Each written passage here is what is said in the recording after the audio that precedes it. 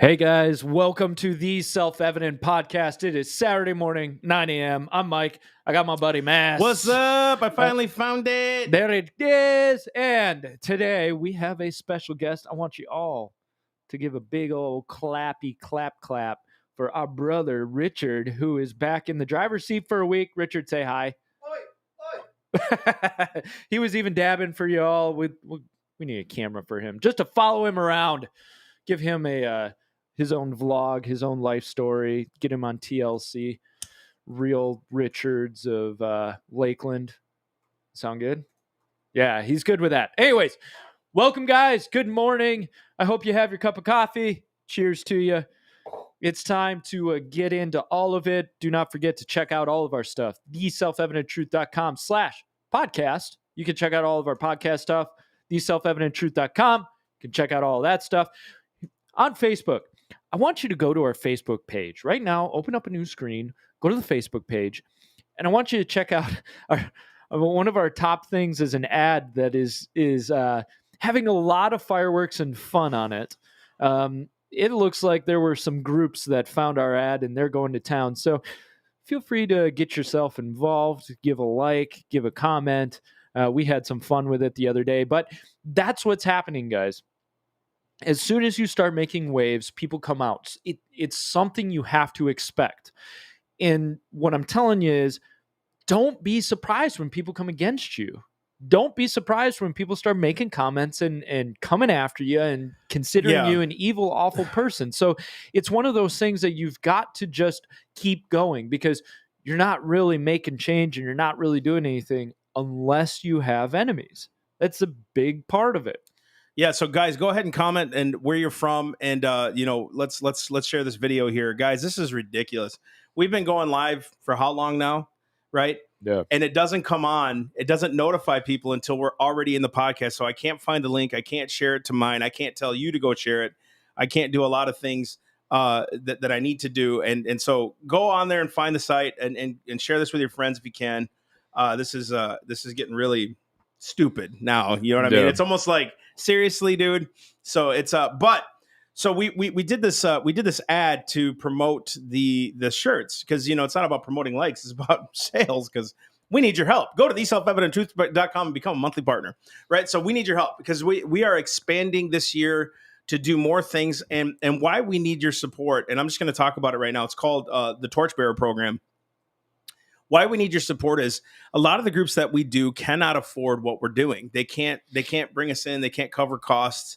And so we try to group those groups into other areas that can cover some costs. And so, but that's becoming increasingly difficult to do because there's other groups that are optimal in places we haven't even been to yet. So our budget is very, very small, and we're totally happy about that. But we're asking God to increase it so we can do more than what we've been doing before. So we've been to about 30, I can't even remember, 35 states probably, touring and done at least 1,000 events. We've done so many events, reached so many souls, and people are getting the truth, and people are getting set free. They're getting delivered from sin, all those other things. Hey, Katie. So to be a monthly partner of ours is huge for us, and we're asking you to consider it. We're asking you to consider partnering with us and be a part of what we know we can change. Now, there are some of you who are going to come alongside us and say, I want to do what you're doing. Praise God. I will train you. I will disciple you. I will teach you. And there's more details coming on that. My wife and I were talking about it last night, about doing some kind of a university where I can show people how to do these slides, and I can show you how to go out and speak and do this and really get this message out there, because that's really what it's about now in 2022 for us, is discipling. We want to show people we can do it. That's why January 14th and 15th, we got that Truth to Power conference. Do you have that graphic up, buddy, or not? Is it on there? It's a Truth to Power conference. It should be on there. If it's not, I will send it to you in a minute and I'll talk about it later. But January 14th and 15th, we have Anthony Sabatini that's going to speak with us. But we're going to be talking about constitutional law. We're going to be talking about your rights. We're going to talk about how it applies to modern issues today. And then we have candidates that are running for office or in office that are going to train you how to run for office. And we're going to show you step by step what that's going to take and why they started running. What was their reasoning? And maybe it'll fit with you. And so it's really about discipling for us this year. We really want you to be a part of what we're doing. So partner with us. theselfevidenttruth.com. Go to the donate site, make a donation, or become a monthly sponsor. Guys, we are asking God for $5,000 extra a month for us to continue. So that's $5,000 a month in reoccurring donations. And we want you to be a part of it, whether that's 100 people donating $50, whether that's you sharing this with your friends and saying, hey, man, we need to be a part of this. And, I want to be one person that donates $5,000 a month. That's great. You guys can help us accomplish that and do that. And again, guys, let us know where you're from. Share the video. Get us out there because we've got a lot to conquer. We got a lot to cover this year in 2022, because guess what? Things are changing. But for us, that's not prophecy. That's just history. Right. And we're going to get right into it because we figured we need to do an election recap. There are definitely good things and good signs in all of this. There's some things that we need to be aware of. And I know right now conservatives are really kind of celebrating what happened in Virginia, New Jersey, all of that. And we're going to celebrate some things in that. We're also going to point out some other things. But it's important to know, hey, what's going on? And so we compiled kind of a list of stuff that's been going on around the nation and give you a little bit more idea of, hey, where's our country at? Where are we? We're in the middle of the ocean, right? That's where we are? Good. Glad I got that. Okay. So it was an interesting week in the election realm. There was some, like I said, good things, bad things. So Democrats won mayor of New York. This was Eric Adams. Now, he's pro-police, pro-law and order type of guy. Really, so you can tell he's former police officer. You can tell that New Yorkers were like, you know what? I'm done with this whole, let everybody run amok and do whatever they want thing. He's a Democrat, defeated a Republican. That's kind of expected in a city like New York. And the Democrats won a state House district in Maine. Now, the beautiful thing is that's kind of where that ended. Republicans won quite a bit. They did include a Supreme Court seat in a purple Pennsylvania and a seat in a 72% Hispanic Texas State House district. So that's interesting. 72% Hispanic, yet Republicans pulled out a win for the state house and a seat in an immigrant-heavy Brooklyn and Queens. So what you're seeing is you're seeing the clashing value systems of immigrants coming in and the very progressive liberals that are running in those districts. That's a huge win, and that's something that you can take as an encouragement that guess what?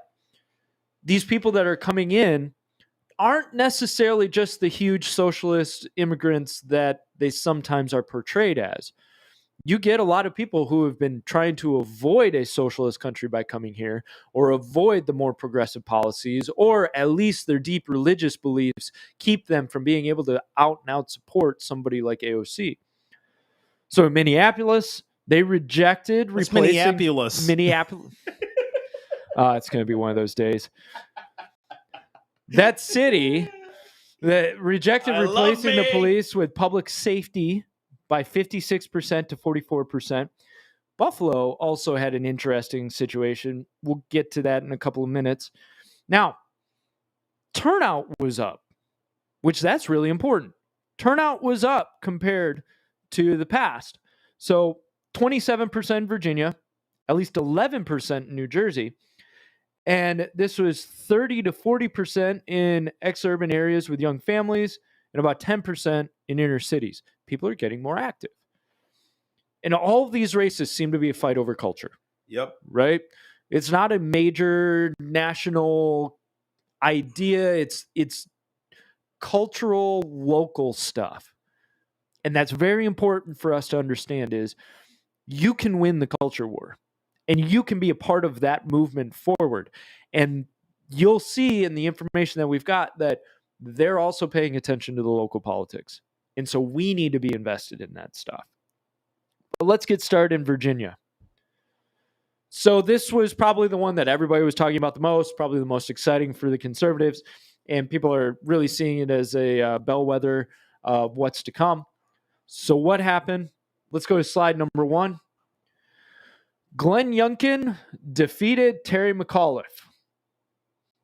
Now, you notice McAuliffe's just buddying up to Biden, but McAuliffe is a Clintonite. He's close friends with Bill and Hillary, and he's an establishment, well-connected Democrat who really did not endear himself to the people of Virginia. And there was this moment that kind of encapsulated how he really feels and turned the voters off. When he was in a debate, he said, I don't think parents should be telling schools what they should teach. Yeah. That's a way to win a campaign. Yeah. So you're going to get told a lot that this was racial. And you saw Joy Reid or whatever her name was on, was it CNN or I don't know, MSNBC? Yep. We got to let people know these people are dangerous. You know, the new Lieutenant Governor of Virginia, all these people are dangerous. But the reality is you can't keep pushing parents and not expect backlash. Right. You can't keep pushing the American people because ingrained in them is this word called liberty and freedom, not submission. In them is ingrained this thing called liberty. Since we were kids, all of us were taught we're in the freest nation on earth. Since we were kids, we were taught, man, we had a bloody revolution. So we don't know the Constitution a lot. We don't know a lot of these different things, but we do know this. I have liberty and I'm supposed to be free. Why are you now getting involved in things that you shouldn't be involved in? You know what I mean? One of the big things that we're going to be talking about too, and I'm not trying to get off on a tangent, but hear me out on this. You know, there's always been vaccine mandates we hear. There's always been these things. The government's always been involved. And it's like, just because they were doing it does not mean it was legal and right. And that's why maybe it took this for people to wake up and say, why is government involved in vaccines in the first place? Why is government involved in telling you how you should do healthcare in the first place? Why is government passing all these bills in the first place? You know what I mean? And I think where people are really starting to activate is if you keep insulting them, there's no reason for them to continue to support you.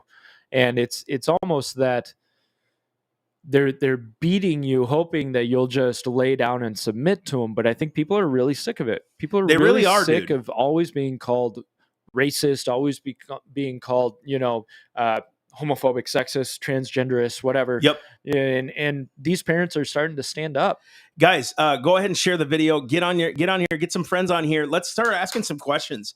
And this is really where it's coming down to is we want to throw scripture at this. We're going to show you different things scripturally, what's wrong and all these other things. But what we're doing is giving answers and how we can stand against this stuff, because it's not enough for us to give information and knowledge. It's for us to teach you how to stand, just like we are.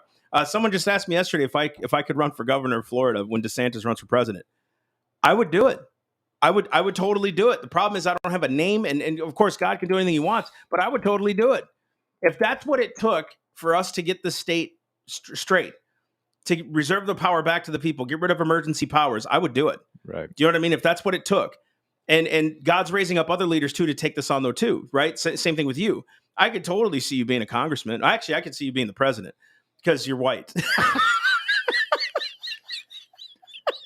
Whatever gets me to the top, I mean, I'll take it. Oh, because he's white, folks. Just don't tell Ibram Kendi that I could claim black on my college application to get in. He's the new white face of Florida. So, Mcauliffe, he doesn't understand optics.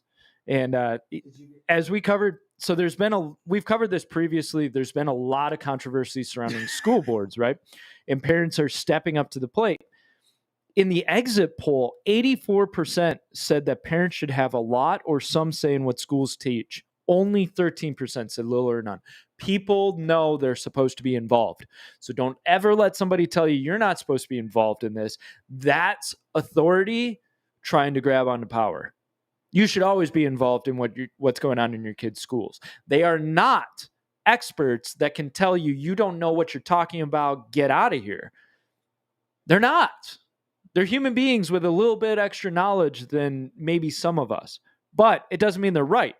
You can have two people with the same IQ who are diametrically opposed on a position. Opposed. Right? So it's something that... You're coming after me today. No, I'm not. I'm having fun with you, man. So you can have two people who are at the same IQ level, completely opposed to each other. So it doesn't mean that just because you have a high IQ level, you're right. It doesn't mean just because the way you see things and you happen to be in a position of authority, you're right. We have to stop looking at our government officials as those who know all good things and us just as the dumb plebs. You can have knowledge that they don't have, especially because the higher up you get, the more likely you are to see in a biased lens. because you've been going this path for so long, and it's a confirmation bias system that builds on itself, so that then you look back and you go, well, obviously this is the path, when we're so quick to push away any information that contradicts our information, right? Yeah. All of us do that. Yep, totally. All of us, and especially those who establish themselves on a system of thought or ideology, they're more likely to avoid the stuff that might reduce their authority, their power, their respect. So don't look at your government officials as the ones who know all, see all. They're human beings who got put into a position of power because they spent a lot of money on a campaign. Now, sometimes you can win a campaign without a lot of money, but we'll get back to that. Just want to say good morning, Heather Rossi on YouTube. Thank you for tuning in, guys. All of you this morning. Keep sharing the video. Get that algorithm going because it's what's needed. So, Mcauliffe also very abortion heavy. All of that. Of course. He was claiming Roe v. Wade will get overturned if the Texas Heartbeat Act is up to Supreme Court. Which Roe v. Wade is not law in the first place. Supreme Court can't make law. Supreme Court can't tell you that you can kill babies and take life. They have no arbitrary authority to do that. They don't even know when life begins. Actually, yes, they do. They say follow the science, but science is already telling them that within 18 days, a baby has a heartbeat. If it's not a life, why do you have to terminate it? Think about this. So this is how we fight against this now. They got to quit saying that it's constitutional law. It is not. They took it from the 14th Amendment, and it's not law. Wait, not the 13th? Yeah, this guy said it was the 13th Amendment. They said it was a 14th Amendment, and if you read the 14th Amendment, it actually says you cannot deprive someone of life, liberty, or property without due process of law. So they even screwed that up. As a matter of fact, I have quotes from liberal professors that say they pulled this out of the constitutional ether, that it wasn't even law. It's barely coherent. They said Roe is barely coherent. We have to stand on top of this stuff. We have to stand on top of this stuff and make sure that we're standing against it. Because when they say it's going to be overturned, it never should have been turned. Never should have happened. The government does not have the authority to rule on life. That is in the Declaration of Independence, which is the seedbed of the Constitution. It's the foundation of the Constitution. See? I like 1776 America, except for slavery. Because slavery never should have happened. No. You feel me? I like those principles and topics where we let people be free. They should have never allowed slavery. We all know that. It's obvious. That's one of those stains on America. We all know that, right? But when they're saying people that the free authority or the authority is laid in the free the authority is laid in the free consent of the people. I mean, come on, it's 9 o'clock, man. Yeah, give me some sympathy. Listen to me. Pew pew. Oh no, pew pew pew. I just spilled coffee everywhere. I spilled coffee everywhere. What is going on so, here? Guys, here we go. So let's get into slide number 2. We're going to move ahead to Winsome Sears, who won the lieutenant governor position. She looks very old white male, doesn't she? Yes. Yes, completely old white male. Super white male. Look at her. Black Jamaican immigrant named Winsome Sears. It's related to the whitest guy I know. Right. Well, you want to know how she was described by 2 black people on MSNBC? Michael Eric Dyson described her as a black mouth moving but a white idea running on the runway of the tongue of a figure who justifies and legitimates the white supremacist practices. This is one of those guys that I think spends way too much time in his office on a university campus. Right. And gets paid a lot of money to do this type of logic. Heather, thank you. She said, thank you guys for your perseverance. That's awesome. Appreciate that. Yeah, for real. So my point is, keep talking like this. Keep talking like this, because more and more people are getting sick of hearing this stuff. They really are. They're getting tired of this, because how far does racism go? Listen, let's just go with the Democratic Party, who's literally calling out racism for everything. They called Larry Elder in California the new blackface. It was in a New York Times op-ed that he's the new blackface of the conservative movement. The blackface. Which now they're going to paint Sears as that. But can you imagine? And we're not, you guys, we're saying it again. We're not Republican or Democrat, not because we ride the fence, but because there's problems on both sides and we can't ascribe allegiance to either. Right. And we got to fix both sides. As a matter of fact, there should never be a side. It should be constitutional, right? So imagine if a Republican called someone else the new blackface of the Democrat Party. Can you imagine what would happen? Can you imagine that? Yeah. So you're saying that Larry Elder has no brains and that he's complying with racism. You're saying this lady, the lieutenant governor of Virginia, doesn't have any brains, and she just goes along with racism. Exactly, and because she doesn't know. She doesn't understand what Democrats. She doesn't understand what we're dealing with. So she's going along with KKK subversilists, and Joy Reid is saying, this is dangerous. This party's dangerous. They're not disagreeing with us on tax policy. They're just dangerous people. We need to say that kind of stuff. And it's like, who is dangerous when you're showing pornography to kids in public schools, which you shouldn't report it to the school. You should report it to the authorities, right? Who's bad or who's dangerous when we're allowing parents to justify rape and say, well, it should have been that the victim should have screamed louder and kicked more. And we're justifying the rapist instead of the person who's the victim. Which, of course, was the mother of the rapist. Yes. Coming out and saying, well, she, they were already consensual and she just, what? And the fact that you justify those kind of bathrooms for your son to go into. In a skirt. Right. Which shows you all the problem already. Dangerous? Who's changing sex narratives? Yeah. Who's passing trillions of dollars of spending and passing it on to our kids? Who's dangerous? Who's dangerously telling us that socialism is good in a republic? Who's telling us that I should harpoon my kids so that they could die with a vaccine? Because we're not talking about that. Who's dangerous? Who's dangerous enough to say, we're getting tired of this now. Our patience is wearing thin. Who are you talking to, Biden? One thing that just hit me is, so there's this presentation that the conservatives are the most dangerous people for their kids and for society and for culture and all of that. But what conservatives are arguing for is liberty, right? So everybody's making their well-informed or not well-informed decision, however you want to paint it. Whereas the government and progressives are saying, we want this mandate here. We want everybody to comply to this. But what if you're wrong? Now, if the conservative's wrong, there's a small group of people who suffer from that. And what the left always says is, well, that small group is going to affect the whole. So we need to affect the whole in order to save the small group. But if you're wrong, now all of a sudden what you're affecting is the whole, the big group. This is the whole idea of why the states were so important. The states were supposed to be petri dishes of republicanism, right? They were supposed to be experiments, because that way, if one of them fails, it doesn't affect everybody else. But once you get a fully powerful central government that's making all of the decisions for everybody, if they make the wrong decision, everybody's affected. But are they, though? Because this is something I posted yesterday. Think about this, right? Let's just talk about a vaccine for a minute. But this happens with every single bill, because who's to blame? Well, it's the overarching government, right? But watch this. The manufacturer is not responsible. The government is not responsible. The mandating doctor is not responsible. But if you're not vaccinated, somehow you're irresponsible. Right. And that's the most dangerous part of this is nobody will take responsibility when the decision is wrong, yet they're forcing the decision on everybody. And not just in vaccine mandates, but taxes. But I was going to say, doesn't that happen with bills now? Yeah. That they just pass it and it's like, now it's on everybody. Now we're going to go tax people who are trying to get away with paying taxes.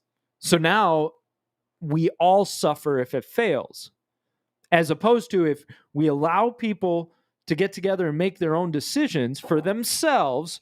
All of a sudden, you're helping insulate yourself. The decisions that Los Angeles makes, when they make their own decisions, do not affect us over in Florida, at least for 99.9% of the time. You make your own decisions. We'll make our own. Yep. That's why we love DeSantis here in Florida, is because he's like, no, I'm going to make my own decisions. I'm not going to allow you to make decisions for me. That's right. And that's what we need to grasp a hold of is in your local government, you need to be making your own decisions for your local government. That's right. You can't keep looking to the federal government and saying, make all of our decisions for us. And you know how they do that? Funding. Well, they do it. They do it through funding, and then they also do it, and they depend on folks, your ignorance.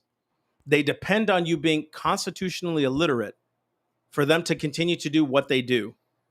And if you're not paying attention, if you don't understand what law is and what our Constitution is supposed to do, they will continue to power grab because they're depending on ignorance. As a matter of fact, as Biden got elected, they all said it. We don't have the authority to mandate vaccines. It'd be stupid for us to mandate vaccines. All of a sudden, they're doing it. Why?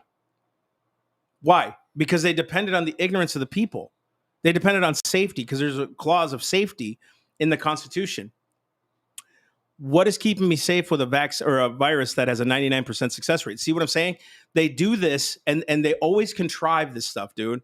Matter of fact, I was watching a video last night about how they contrived the polio vaccine and all these other things. And it's TC Fry. He was talking about how the CDC literally does this. This is what they do. They blow things out of proportion, get people vaccinated, but they don't tell you about the deaths of the vaccines that they created. They don't tell you about all these, AIDS, like the whole AIDS pandemic and stuff, because they don't tell you the deaths that had created because of the medications they were putting people on, vaccines and all this other stuff. So they just keep doing it. And that goes back to the whole confirmation bias idea. Once you're in it, and these people, I understand what's going on for a lot of them is they're getting paid to do this. Okay. Right? Now, just walk with me here. They're getting paid to do this. And so naturally what happens is confirmation bias. As soon as information that contradicts the decision they've made, they don't want to go down that road because what that means is they maybe made the wrong decision. And especially if you want to enforce compliance. I was telling somebody yesterday what we were talking about all of this mandate stuff and all of that. And what they keep saying is compliance, compliance, compliance. And what I believe is going on, because somebody said, well, it's what do you call it? Trying to thin out the herds, depopulation. Eugenics. Eugenics, yeah. They, their relative said it's a eugenics. It's like concentrated eugenics. I don't go that far. I don't need an Illuminati big grand conspiracy on that. But you and I may not agree on that. But what I believe is going on is once you're in that position, you want people to comply. And so it's not even about whether or not it's the best answer. It's about whether or not people will follow you and listen to you. So what I see it as is it's more so a bunch of people in power going, well, they're not listening to us. They're not obeying. I'm going to make them obey. I'm going to do what I need to do. And they're even forgetting the reason of the whole supposed original intent of the movement, right? The original intent supposedly was safety and health. That's not the original. That's not the intent. The intent is compliance. Yeah, exactly. Yeah. So what happens now with governments, now that they took this step, they can take it farther. Do you see what I'm saying? Now they know they can go this far with people until we push back, right? But I want you guys to know, Mike and I don't always agree on everything, and that we're both extremely liberty-minded. And so what I love about us both is that we both debate these things too. Like, how far do we go with this? What are we talking about with that? So you're not going to get two guys that just agree on everything. We're going to talk about constitutionally and liberty-minded wise how to keep these things in check. And so that's what I love about having him as a host and as a friend is we both clash because it's important to have those meeting of the mind ideas. Guys, I want you to do me a favor. Comment below where you're from and what your state is facing as far as mandates and what's unconstitutional. And who are you looking forward to elect in 2022 for your state races? So why don't you guys go ahead and comment below. Let's get those comments going and what you guys want to see more from us. So let's move to New Jersey. So let's go to slide number 3. So the Senate President, Steve Sweeney, he was in leadership since 2010, in the Senate since 2002. He lost to a commercial truck driver. Now, obviously, media is using that as a complete slam on this guy, Ed Durr. It's just some stupid commercial truck driver. He just ousted a very powerful politician. Wasn't AOC just a bartender? Right? Look what they're doing. It's grassroots, right?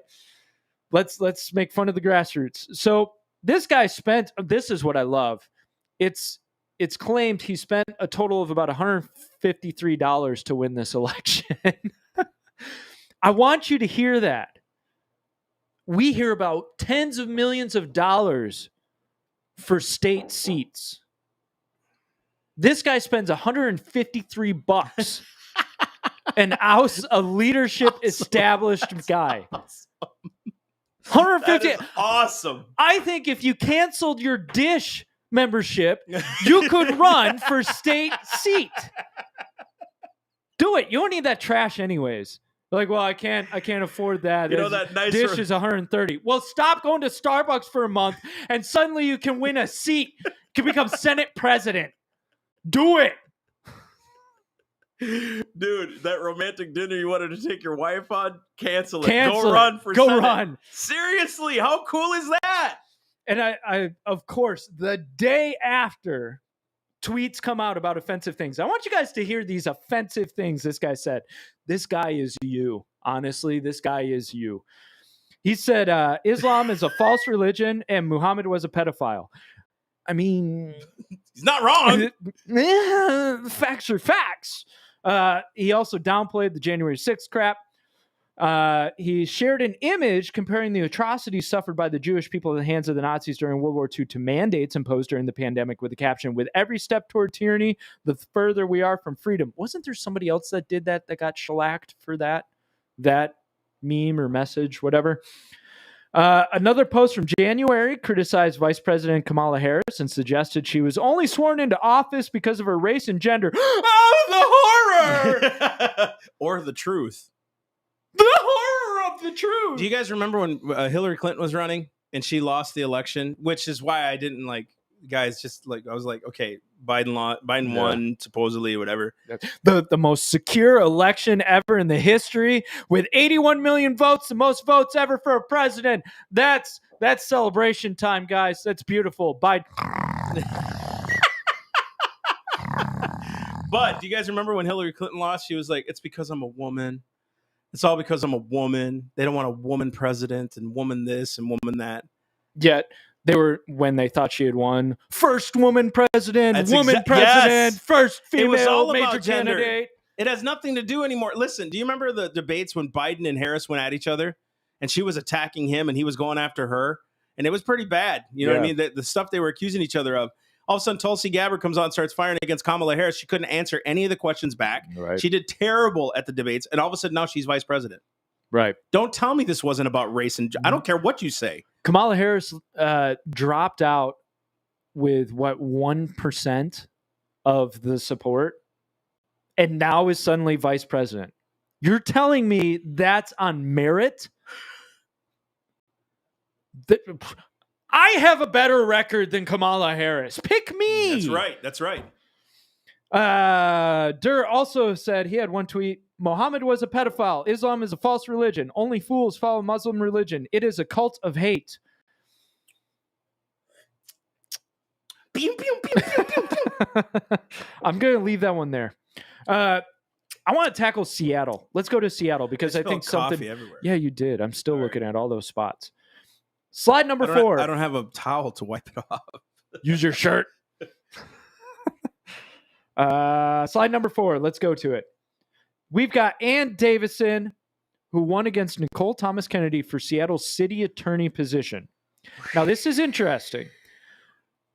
Ann ran for a city council seat in 2019.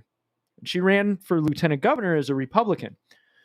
She stated she left the Democrat Party, and some believe she's probably held conservative views for a while and just finally, it's almost probably like a Manchin thing where the party's more leaving them than them leaving the party. A lot of them are thinking, did you see how many Democrats weren't for this recent bill that was passed? Right. A lot of Democrats are like, dude, this is crazy. What's going on here?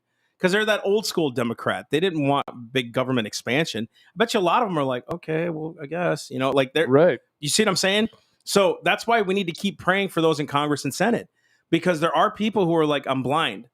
I don't know what to do. This is where God can get a hold of those people, right? And set them on the right path. Right. And so why was Davison important?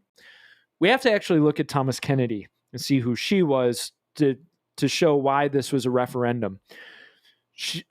Thomas Kennedy described herself as an abolitionist by eliminating the prosecution of misdemeanor crimes. Eliminating the prosecution of misdemeanor crimes. San Francisco, how's that working out for you? I mean, Walgreens has only closed 22 stores now because they can't keep up with all the theft. She defended progressive tax laws. She wanted to sue oil companies. She worked to abolish the voter-approved ban on affirmative action in Seattle. Meanwhile, she made several comments about the police that did not make her look good to the public. So in several tweets from 2020, She said she had a rabid hatred of police and called them crybabies and serial killers. That's a really good way to become a city attorney. She replied in a holiday message from the Seattle Police Department with a tweet that included the line, "Eat some COVID-laced and quit your jobs." Happy holidays. Seems like a very joyful person to be around during the holidays.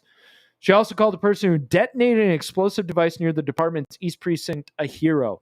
This was somebody running for the city attorney. This is why your local elections are so important, because somebody like this can run. Exactly. And can very much change the direction of the city. Look at Pete Holmes, who was the old city attorney. He didn't even win in the primaries. He's the one who allowed the BLM riots to just blast through and the Antifa stuff and all of that. These people can get into office. We can, if you're willing to take a stand and actually throw some sanity in there. Sanity, where it's like, okay, look, there's obviously freedom. People should protest, blah, blah, blah. They should be able to do those things. I'm not discounting what BLM is doing. I'm not discounting anybody. I think they all have a voice, and if they think that they're right, they're going to protest. And I think we should allow that kind of stuff. Do I agree with their protests? No, not at all. Do I think that there's racism that exists? Of course. It's hatred. It's in the heart of man. But to let them take over straight up city blocks, you just I mean, that's just asinine what they did and what they allowed. Of course, the people are going to say this dude's crazy, and they would never show you that in the media. They don't tell you how those cities are doing now. They don't ever talk about that stuff, right? They talk about what's going on. Oh my gosh, the new Blackface of Virginia is here, and how dangerous Republicans are. Right. But they don't talk to you about the BLM founders who just bought another house. They don't talk about. I'm serious. They just bought another house. The wealth amassing and growing. The socialism policies are great when the poor people become rich. Those who start it. Socialism policies are great, except when you're the one who suffers and the ones who start it are the richest ones. That's why politicians love socialism, because they're the ones. Why are public officials exempt from a lot of these mandates up in Washington? Funny, huh? How come they have Look back to Obamacare, right? Yeah. Carve themselves out of That's it. right. Their congressional immunity. How come they can get off of speeding tickets and things like that with congressional immunity? How come they can have 3 or 4 houses, but they condemn others who have 3 or 4 houses? How come they can drive an Audi R8s, Bernie Sanders, right? But we condemn others for doing it. And Sanders, originally was the millionaires and billionaires. Oh, I have millions. The billionaires. As soon as he became a millionaire, it's just the billionaires, right? Of course. It's always somebody else. You gotta avoid yourself, right? And the millionaire is playing the victim. Of course. He's the victim now. I mean, seriously, that's what's happening. Is those who play the victim it's like the champions are the ones who become the rich ones. The ones who champion it become the rich ones. Yeah. It pays. You look at guys like Al Sharpton or Ibram Kendi. You look at the BLM ladies, Patrice Clour. All of these people suddenly are making tons of money. It's very convenient to be a victim today, isn't it? Very convenient to be oppressed. Because you get Colin Kaepernick. He's the one who comes out. I'm going on a trail for a second. Go for it. He's the one who comes out. I love when you go on trails. And says that playing in the NFL is akin to chattel slavery. Playing in the NFL, something that little boys grow up dreaming of, giving all of their blood, sweat, and tears to, working so hard to get to. Why? Because they want to get those big contracts to make a lot of money, which, mind you, Colin Kaepernick, until last year, was trying so hard to get back into. You wanted to get back into chattel slavery?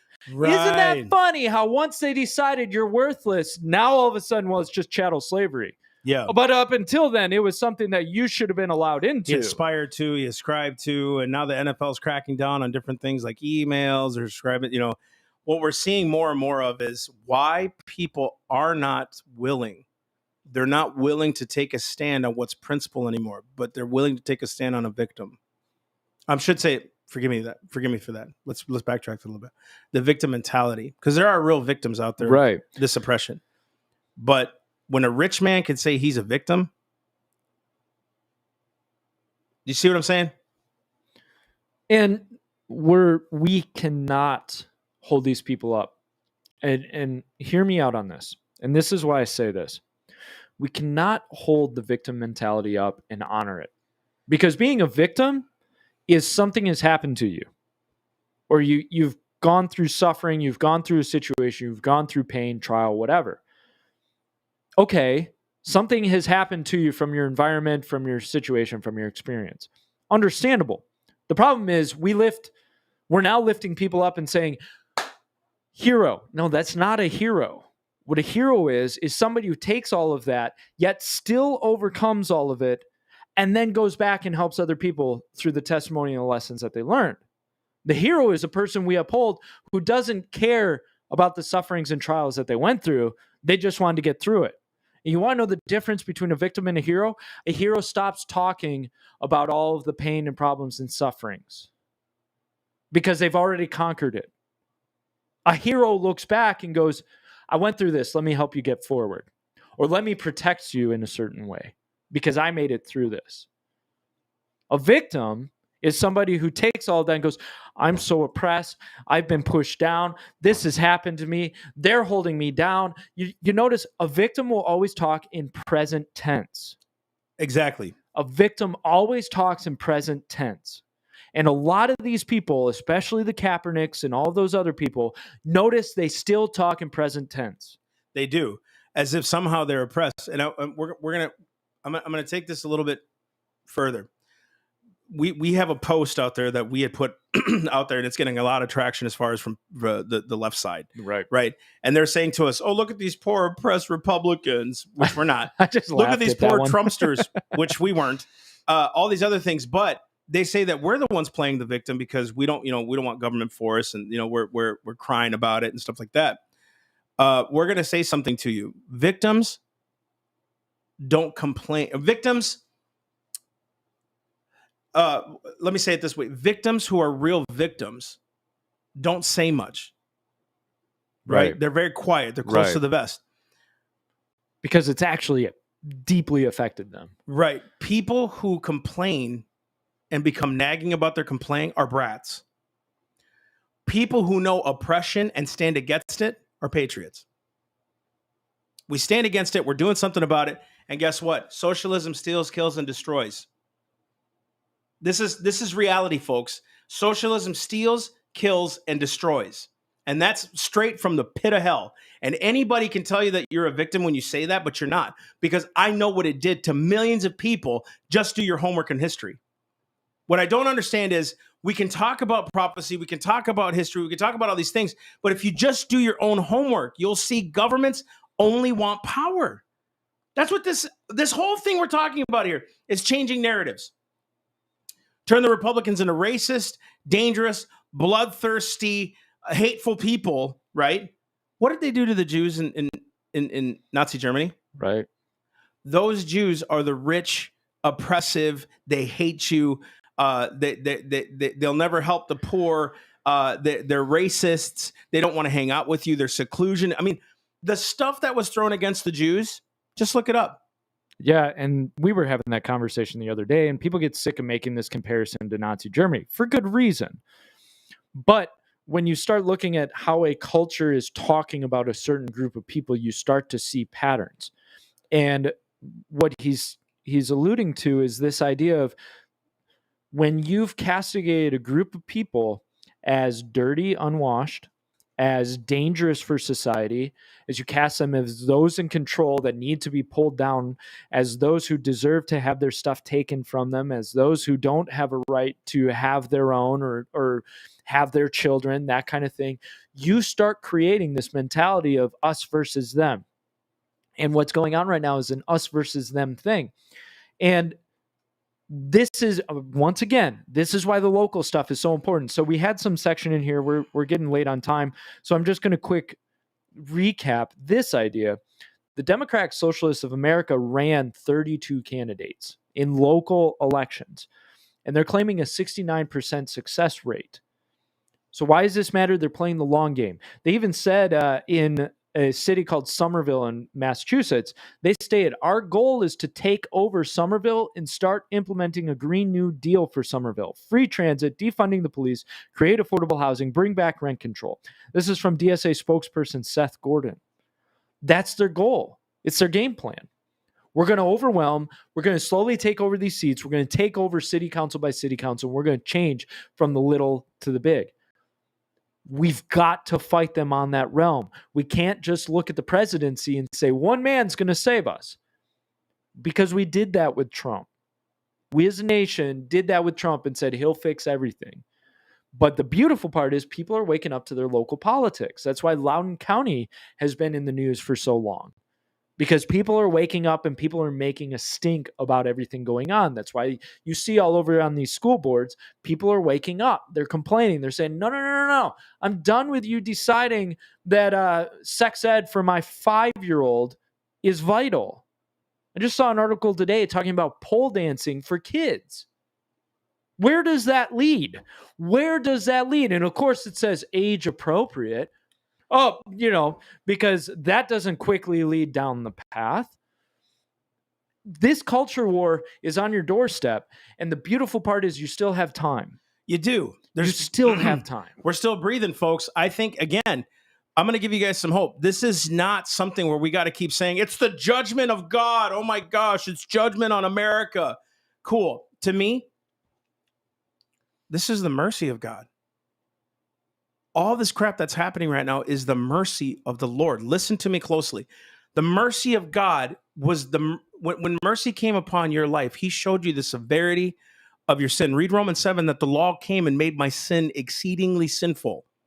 He said, before I converted to Christ, the law was holy, just, and good, and it made my sin exceedingly sinful. What we're seeing in America today is being exposed. If you can't see what God is doing, he's showing us how corrupt things have become so we can stand and pray against it. So we can go out and be the light against it. So we can stand against corruption. So we can be the ones to say, Lord, if you did it once in Hebrews again, you can do it again in our nation. If you did it once 235, 40 years ago, you can do it again. There's hope here. This isn't doom and gloom stuff to us.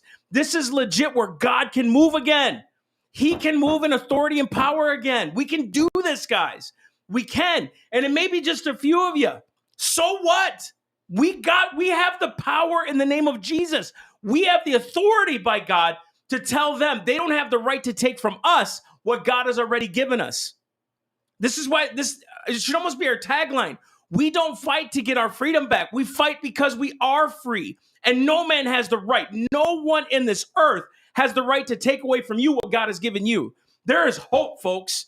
This is why we do these podcasts. This is why we go out and speak. It's not because we want to show you how terrible government is. It's because we're showing you what you can do to stand against a terrible government, to stand against the corruption, that they're just men like you and I. But when they're corrupt, they don't have the power of the Holy Ghost. They don't have the power of God on their side. They don't have the miracle working God. They don't have the God that's the way maker. They don't have the God that destroyed Egypt and took off. They don't have our God. They have false gods who are themselves, or their stupid Bohemian Grove crap. Yeah, I said it. They're worshiping. A lot of these guys are in some kind of occultism and they don't even know it. Because it's demonic what they're practicing, because it's deceitful. Everything, you notice how what they do is deceitful, dude? And this gets old. And so it's on us now. We have the hope within us, man. Scripture's clear. If we stand, he will deliver us. If we stand, if we're willing to take him at his word. Look, Mike and I know this both. It's impossible. It's impossible what we're doing. It's impossible. It's supposed to be, folks. It's supposed to be impossible. That's where faith begins, is in the impossible. I want to switch topics for a second. So we were going to do the infrastructure stuff, but I feel like this is kind of that moment for it. And I had put at the end of the podcast map that I wanted to do a life lessons thing. And I like doing these segments because I think they connect with you guys and they give you a sense of kind of where we're at, because we're human beings and we're normal guys. And I think sometimes when somebody has a microphone and they have a camera, all of a sudden there's a sense of, oh, they know what's going on, and then there's an othering that happens. But we deal with the same stuff you do. We really do. Every day we're going through it one way or another, just like you are. And I think Massey and I both, and then I'll go first for my life lesson. We're both going through a shift of mindset. And it's this burning off of old mindsets that's so important. And I know for me it's very much that sense of burning off of limitation. And when you work in a system of limitation, what happens is you decide, well, this is the way it is, so that's only the way it's going to be. When in reality, you're limiting yourself. And it's the same thing with faith. Yep. We tend to say, Lord, you need to give me the faith because I can't do it without the faith. But the thing is, you have to step into the faith that he's given you as well.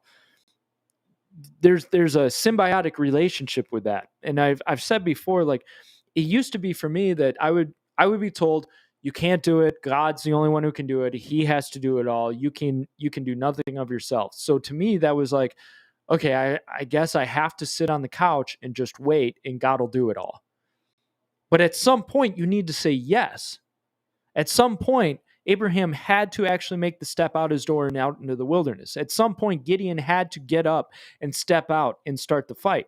At some point, David had to make his move and start moving forward. Yep. Everybody has to make their steps. And when you walk in a lack of faith, when you don't allow yourself to move forward in faith, because why? We feel like we're being dishonest to ourselves.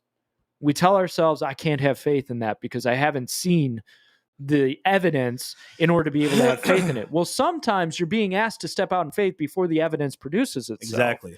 And you have to grow in that faith, and the evidence will produce itself as you walk.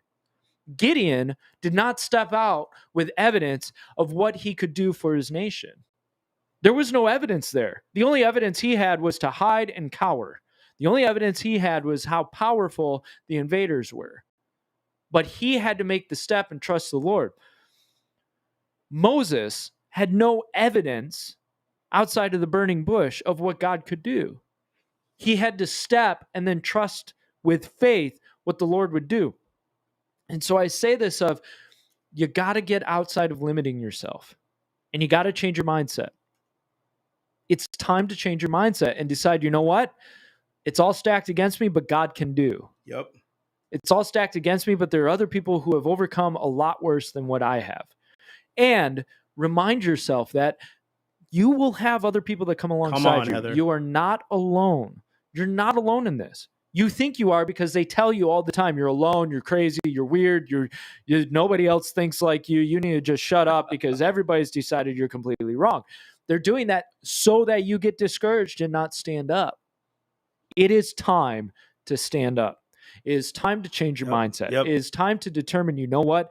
I can go a lot further and do a lot more than what I'm telling myself I can. So yeah, definitely a life lesson for him, for both of us actually, is that very thing, is learning that stepping out is huge. But also there's another one. I think never be to the point where you're not open to be corrected. Always be pliable, moldable. Always be meek. Meek means teachable too, not just temperate power, but it also means teachable. And what I mean by that is, so self-evident's been going for almost 8 years. We're walking in our 8th year now. I think 7th or 8th year. My wife and I have been talking about this. Mike and I have been talking about this. How much my mindset has changed from thinking I was doing something right when I wasn't. It's not wrong what I was doing or how I was thinking about our ministry. It was, I was limiting God in our ministry, and I don't want to do that anymore. So getting around guys like Joseph Zupitz, if you guys go to josephz.com and some of those guys, we were up at a conference in Colorado, and he really just shifted my mindset and stuff like that. So that correction is important and necessary, and you have to take correction from people who have fruit in their life. Be careful when people try to correct you on things, but they don't have the fruit to show for it. Those people are called consultants. Those people, and don't tell your dreams to people who can't elevate your thinking to get you to where your dream is going, as far as like what God is putting on your heart. Be careful who you impart your dream to or your vision to, because people will limit your vision if they don't have the faith that you're asking God for. Does this make sense? And so correction came in a lot of ways to me, and it really hurt because it was like, dang, I thought I was doing this right, and apparently I wasn't. And again, what I wasn't doing was what I was doing necessarily wasn't wrong. It was just limiting God on where we needed to go with self-evident. And now we're doing it. And now we're walking in it. We're going to see the fruit of it by the grace of God. Guys, look, we have 7 years of fruit under our belts. We're not telling you things we just learned yesterday. We're telling you things that have been ingrained in us for a long time, right? If you can show those graphics real quick, we have a Truth to Power conference coming up. This is a free conference, guys. We want all of you to be a part of. You see that? It's actually going to be held here in Florida. So you guys, there's a link down below. Sign up for the conference, a free event. We're going to have some different guest speakers come to be a part of it, but it's going to be us, Mike and I, talking literally about how to use the Constitution against government now, because they've been using it against the people for so long. We have to use it against government, restrain government authority. So if we ever run for government office here, we're using it against ourselves. That's the point. We're going to have Anthony Sabatini. Did you have that other graphic on there too? I sent you 2 of them. Okay, so you didn't do the second. So we have Representative Anthony Sabatini's coming. He's going to be our main speaker. We want you guys to sign up because this is going to teach you how to get involved, how to be a part of the change, and how to help candidates. If you don't want to be a candidate, go help other candidates do this thing. Are you good at social media? They need you. Are you good at raising money? They need you, right? Because this is what it's going to take, is for all of us to get involved now. And I'm noticing it's a lot of the moms that are getting involved, which is great. Men, it's time for us to get involved too, because we can do this thing. What I'm telling you is my life lesson is this: be open to correction. Be open to be told, hey, this is wrong. Be open to be told you need to change this, because I think a lot of us can get into a track of what our vision is. And then someone around you who is at a different level than you, who is higher than you, could say, buddy, you're not thinking about that right. And I've got some dear friends, Josh Fierstein. I got, another guy yesterday I was talking to named Josh. These guys are elevating thinking. And I'm telling you, you got to have those people around you so you can prosper and move forward. And I tend to say, look, I really believe in the adage that you're the average of the 5 people around you. And when you start stepping up the people that you're around, your thinking will change. If you're around people who sit on the couch and don't do anything and have no aims, have no goals, have no work ethic, responsibility, bigger dreams, bigger visions, that's what you're going to be.